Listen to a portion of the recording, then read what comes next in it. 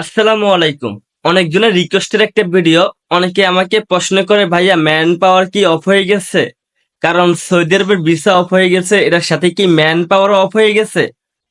আজকের এই ভিডিওতে আমি আলোচনা করব ম্যান পাওয়ার কি অফ হয়ে গেছে না খোলা আছে। অনেকে আমাকে প্রশ্নই করছেন, অনেকে ফোন দিয়ে বলছেন বদ্ধ হয়ে গেছে, অনেকে বলতেছে ভাই বদ্ধ হয়ে গেছে, আপনারা বলতেছেন খোলা আছে।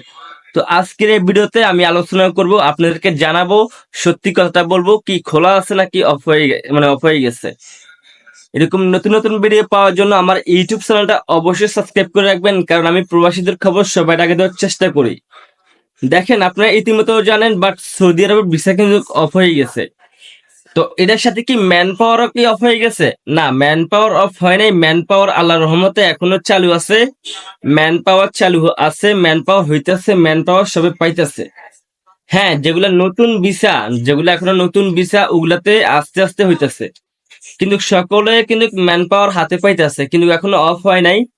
তারপর সৌদি আরবের ভিসা অফ হয়ে গেছে, ওই সৌদি আরবের ভিসা যখন অফ থাকবে, সৌদি আরবরা আর যেতে পারবে না, কারণ সৌদিরা তখন ম্যান পাওয়ার আর হবে না। কারণ সৌদির ভিসা তুলতে পারলে ম্যান পাওয়ার কাট হবে, ভিসা তুলতে না পারলে ম্যান পাওয়ার কাট হবে না, অবশ্যই বুঝতে পারছেন।